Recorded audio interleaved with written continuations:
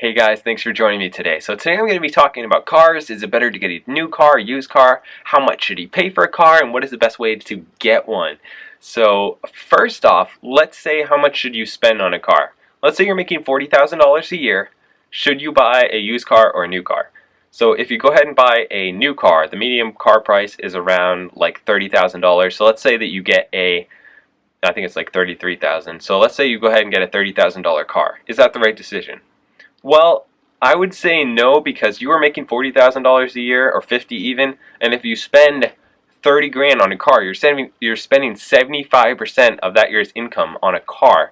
Granted, it is spread out over the years, but that just doesn't seem like a great decision. So I would recommend, and what I've seen from researching this, is spend around 10% of your income on a car. So let's say you're making $40,000 a year, you probably want to get a car worth around $4,000. So 10 to 20% I would say, because you might not be able to find a great car for $4,000. You don't want to have a lot of issues.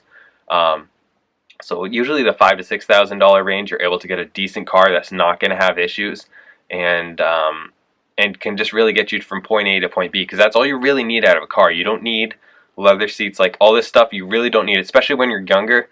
You really just need to get from point A to point B as cheaply as possible and pretty reliable. So if you're in the $3,000 range, then you're probably not going to have something all that reliable. So that's what I would recommend there.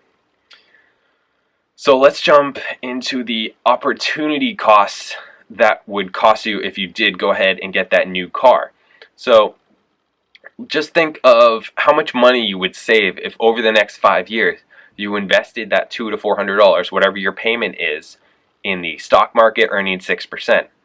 It would really add up to a lot, but instead, you're paying for this car when you could be driving a similar car, but not making those payments every month. So that's really something to think about before you go ahead and get that new car and lease it or buy it. So let's go into depreciation. So depreciation is crazy when you have a new car. So let's say you get a new car, you pay like 35 grand for it. It drops 20%, so it's usually going to drop about 10% when you drive it off the lot, and then another 10% in that first year, even if you're not putting that many miles on it.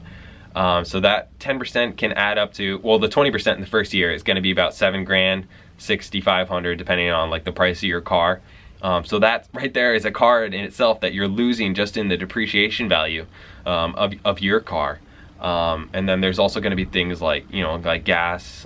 Financing can be $600 to $700 a year that you pay for that. Tires, maintenance, all that type of stuff.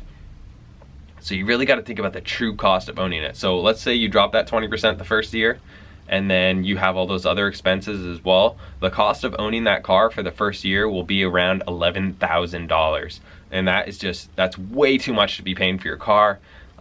You're going to have some of those expenses no matter what you do, but just adding those extra expenses of having a more expensive car can really set you back. If your goal is financial independence and retiring early and not working forever, then it's not really a great decision to make, especially when you're starting out. Yeah. So you might be thinking, I'd rather have the depreciation than have to pay for repairs on an older car, and maybe I can't afford that. Well, the depreciation, as we talked about, is just crazy. It's going to be costing multiple thousands of dollars every year, as opposed to a 5-year-old car. Let's say the repair cost on that is maybe $350. As a 10-year-old car, it jumps up to around $600.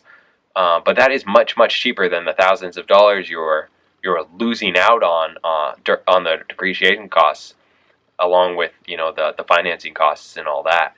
So even though the repair costs will be higher, you're much better off getting that older car and not having to pay all of that.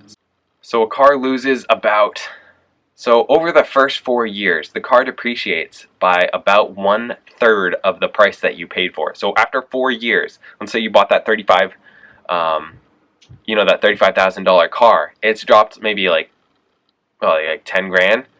So that's just really painful. So let's talk about what I did for a car. This is just what I did. It's not the same for everybody. I didn't know a great mechanic or anything like that I would trust getting a car from, because I know like my cousin bought a really sweet looking truck, but the engine was like really, it was like a lemon pretty much. So he had to like redo the engine, and it cost him multiple thousands of dollars. And I've seen that happen a couple times. So I don't really trust dealerships, or especially small ones, because they can just buy cars at auctions, like fix them up a little bit and then send them out there, or they'll, you know, they're just not going to have the most cared for cars. So what I like to do is get my cars on Craigslist. This is not as dangerous as it sounds. So I went out, like pretty much my process is I get a like a criteria. So I know I wanted a $4,000 to $7,000 Honda Civic, because I had had a older Honda Civic previously, and I wanted to upgrade to a new one because I was started in real estate, and I wanted to look a little more like I wasn't completely, you know, junky. So I got a newer Honda Civic. By newer, I mean like 2008, and this was when I was 18. You know, I like the Honda Civic because it holds its value. It can go for a really long time, and that's just what I personally happen to like. So yeah, I had that criteria. I searched it, and then I got to see all the different cars, and you see the miles, and you see the condition and all that. So you kind of have to get a feel for what the car is worth. And then once you find a couple that you think are pretty good deals, you go ahead and type them into Kelley Blue Book or KBB.com, and it'll tell you. You type in like the condition and the make, the model, the color, the type of seats that it has. You type in all that, and it tells you what the price would be for a dealership, and then for private sale, depending on the condition of the car. So it was a pretty good deal. I went ahead and set up an appointment with a mechanic, and then I met this guy, and he brought it to the mechanic. The mechanic checked it out. Like they do this all the time. So you just go ahead and tell them that you're looking to buy a car, and then can you check this out? It might be like $50 or something. So they checked it out. They found like $600 worth of stuff that was going to be wrong with it. So this was good news for me, because I was able to get most of that price off of from the guy. I'm like, hey, I can't really afford to pay this. This is going to be like $600, so it's going to bring it up to like $6,600, because I think it was out for $6,000, something like that.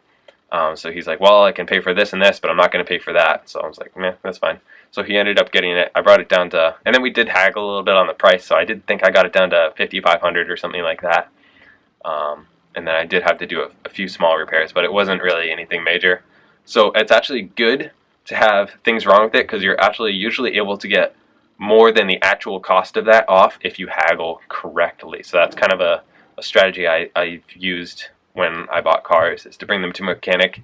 You know exactly what's wrong, and then you able to get some money off of that.